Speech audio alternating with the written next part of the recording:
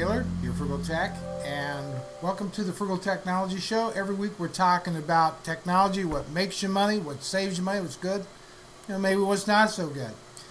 And I always like to find great stuff out on the internet, especially business software, right? And I found a list in PC Magazine of the best free business applications of 2009. Now, we're all going to have different opinions about that, but I think this is a good list to at least consider.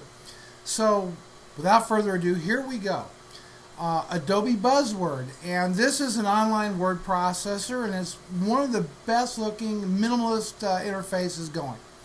So check out Adobe Buzzword. The next is Blist. That's B-L-I-S-T.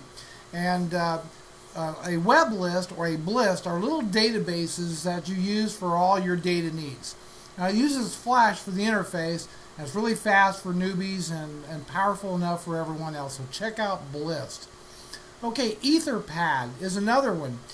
You don't have to sign up to create a new pad. A shareable a text document, if you will, that's stored online for you by Etherpad. Don't expect any fancy formatting with Etherpad. And I use Evernote, and if you haven't done it, it's a great web clipping, note-taking application for both Mac and Windows. Absolutely free.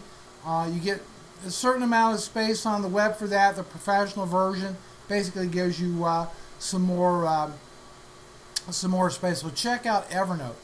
The next on the list is GM Desk, and that brings Google's web assets, Google Docs, and all that to the desktop with this site with a specific browser interface that requires Adobe Air, and you'll have access to your Gmail, your Google Reader, your Google Docs, just as you were in a browser. But GM Desk is always alive, even if your browser crashes. So check out GM Desk. And of course, who can forget Google Docs? That's a great way to get started. It requires no money, all browser-based. You got your great Word documents, spreadsheets, presentations, calendars, mail, all that in Google Docs. So check out Google Docs. The next is called InCollector. And that is it says note-taking doesn't have to hog up the whole desktop or even the whole browser. InCollector runs in the background, letting you call up a new note page from the system tray whenever you want, tag it, and find it easier later. Jarte, J-A-R-T-E, says no one loves the notepad included with Windows, and there are many replacements.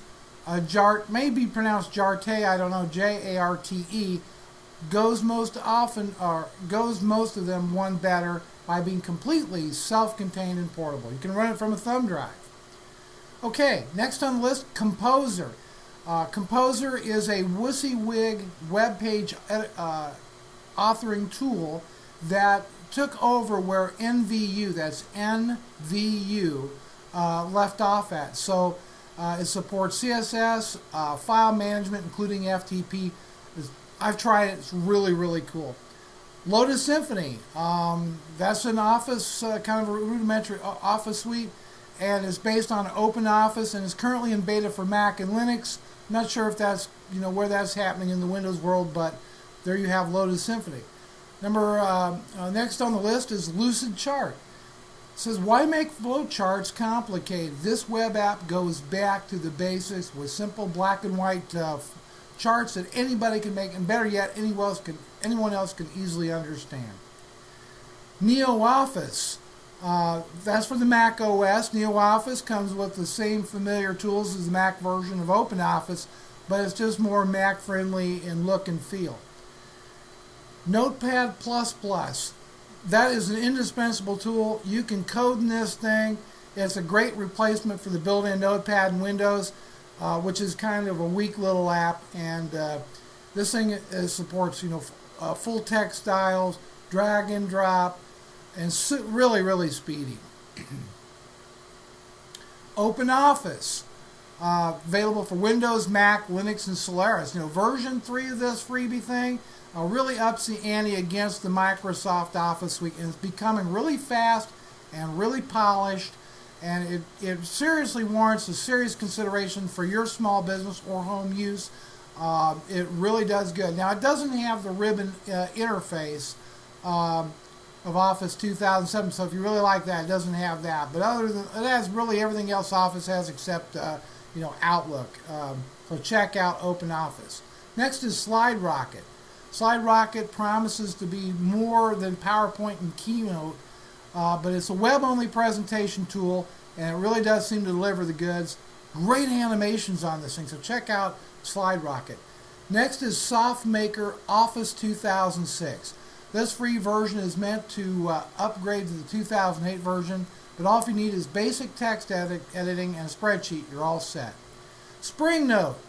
Whether you want a personal notebook or a shareable group notebook, this wiki-based notebook really could give Microsoft OneNote a run for its money. And finally, Zoho. And Zoho is really cool in that it's got a whole bunch of free tools at Zoho. If there's a tool in the arsenal that it doesn't include, I can't think of it. Not all web apps are free, but those that are, the word processor, spreadsheet, presentation app, mail, the wiki, and more, all bring the goods table. Hey, check out these free business applications. You never know. You may find a diamond in the rough. You may find something that'll save your company or save you hundreds of dollars, maybe even thousands if you really like it. I'm Bruce Naylor of FrugalTech. Hey, you like this video? Make sure to rate it or leave a comment. I want to hear from you and your suggestion what you think might be some free great business applications. I'll talk to you later.